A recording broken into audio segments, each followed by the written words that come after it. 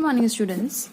Two batteries of EMF 6 volt and 3 volt have an internal resistance this and this are connected in series to an external resistance R as shown. Find the value of R so that the potential difference across the 6 volt battery be 0.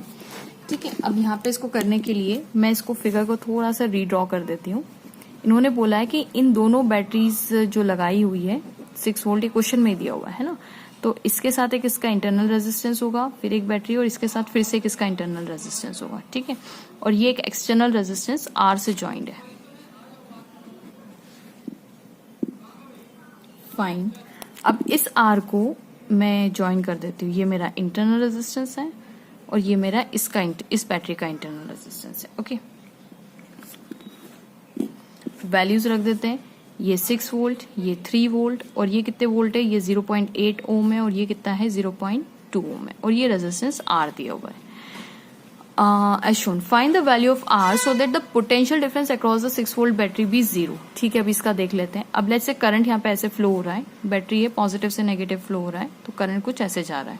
ठीक है, और कितना current जा रहा है, let's say current I जा रहा है, क्योंकि सीरीज है तो करंट सब जगह सेम जाएगा. अब आप गौर से यहाँ पे देखिएगा, look carefully, potential difference across इस टर्मिनल और इस टर्मिनल के अक्रॉस पोटेंशियल डिफरेंस कितना होगा. देखिए, अगर खाली ये बैटरी होती तो 6 वोल्ट ही होता, लेकिन इस बैटरी का कुछ इंटरनल रेजिस्टेंस भी है. तो आप मार्केट से जो लाए वो 6 वोल्ट की लेके आए हो, लेकिन 6 वोल्ट में से ये रेजिस्टेंस कुछ ना कुछ वोल्टेज खाएगा, तो रिमेनिंग वोल्टेज उसका टर्मिनल वोल्टेज बनेगा. करेक्ट, तो ये यहाँ पे कितना होगा, लेट्स से ये मेरा V1 है पोटेंशियल डिफरेंस.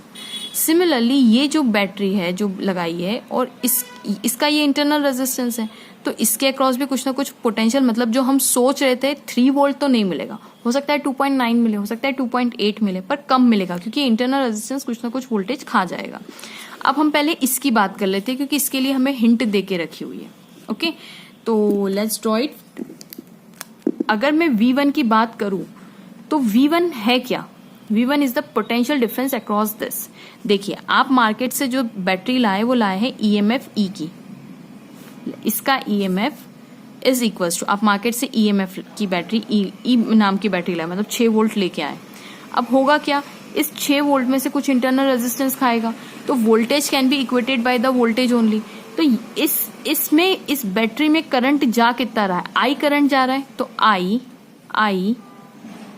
I करंट जा रहा है इनटू दिस R, ये इंटरनल रेजिस्टेंस, तो इसको मैं R नाम दे देती हूँ, R1 नाम दे देती हूँ, है ना. करंट तो I जा रहा है और ये मैं इस EMF की बात कर रही हूँ, तो इसको मैं 6 वोल्ट बोलूंगी लास्ट में. ठीक है, और यानी टोटल EMF किसके बराबर आना चाहिए, 6 वोल्ट किसके बराबर आना चाहिए. एक तो इतना इसने खा लिया तो बचा हुआ ये V1, तो ऐसा नहीं होना चाहिए V1 प्लस IR1. मान लीजिए कि आपने 6 वोल्ट की आप बैटरी लेके आए, ठीक है, और आपको मिल कितना रहा है, पोटेंशियल डिफरेंस इसने खा लिया जो भी हुआ, उसके बाद आपको पोटेंशियल डिफरेंस कितना मिल रहा है, 2 वोल्ट. 2 वोल्ट ही आपको पोटेंशियल डिफरेंस मिल रहा है, मतलब एक्चुअली ये बैटरी दे कितना रही है, 2 वोल्ट दे रही है. आप तो कह रहे थे मैं 6 वोल्ट की लेके आया हूं, तो बाकी के 3 वोल्ट कहाँ गए, वो 3 वोल्ट लेट से ये खा गया, तो 2 वोल्ट ये 2 वोल्ट मार्केट से आप 6 वोल्ट लेके आए थे, 2 वोल्ट का आपको पोटेंशियल डिफरेंस मिल रहा है, और बाकी बचा हुआ कहाँ गया, ये अगर 2 वोल्ट आपको मिल रहा है तो बाकी के 4 वोल्ट इसने खा लिए, तब जाके 6 वोल्ट बराबर होगा. करेक्ट है, तो यही काम हम यहाँ पे कर रहे हैं. तो इसको थोड़ा सा रीअरेंज कर लेते हैं क्योंकि हमें EMF दिया हुआ है, तो V1 is equals to EMF minus IR1 हो जाएगा.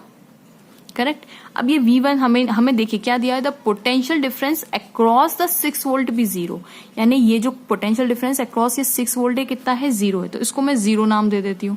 EMF मुझे पता है 6 वोल्ट है, माइनस I की वैल्यू यहाँ पे नहीं पता मुझे, तो I ही रखते हैं. R की वैल्यू मुझे पता है, दैट इज 0.8. यहाँ से देखिए मेरी I की वैल्यू निकल जाएगी, 6 is equals to I into 0.8. तो यहाँ से मेरा जो I आएगा वो कितना आएगा, 6 डिवाइडेड बाई 0.8. इसको अभी ब्रैकेट बना के रख लेते हैं.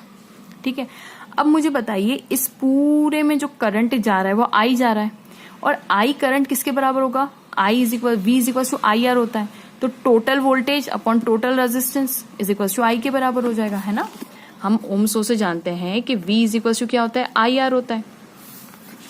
अब करंट किसके बराबर होगा, तो टोटल वोल्टेज, यानी टोटल वोल्टेज कितना है 6 और 3 वोल्ट। ओके, तो 6 plus 3 volt upon R. R का मतलब क्या है, R is the total resistance including the internal resistance also. तो एक्सटर्नल रेजिस्टेंस तो आर है ही, बट इंटरनल रेजिस्टेंस क्या है 0.8 प्लस 0.2 भी है। तो टोटल रेजिस्टेंस कितना हो जाएगा, टोटल आरटी नाम दे देती हूं मैं इसको, आरटी टोटल रेजिस्टेंस किसके बराबर हो जाएगा 0.8 प्लस 0.2 प्लस आर, ये कैपिटल आर, करेक्ट, ये कैपिटल आर यहाँ पे। तो 0.8 प्लस 0.2 प्लस आर हो जाएगा। ठीक है, तो हम यहाँ पे लिख देते हैं दैट इज ये 1 हो गया, 8 और 2 10 प्लस आर, तो यहाँ पे हो जाएगा R plus 1 which is equals to I. Correct है। तो अब इसको सॉल्व कर लेते हैं, तो 9 आर प्लस 1। अब देखिए हमने आई की वैल्यू अभी थोड़ी देर पहले निकाली थी 6 डिवाइडेड बाई 0.8। इसको थोड़ा सा रीअरेंज करते हैं, तो 9 into 0.8 will give you 6 into R plus 1। ठीक है, अब अगर आप इसको सॉल्व करेंगे तो you will get 6 R plus 6, ये 6 को मल्टीप्लाई कर दीजिए तो 6 आर प्लस 6।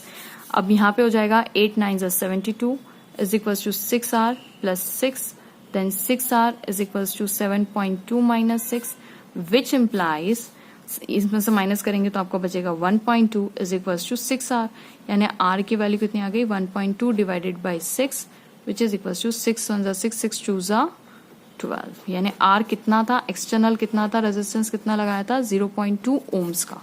यही पूछा था उन्होंने। Find the two batteries are connected, potential difference is, find the series are connected R, find the value of R। ठीक है, thanks for watching।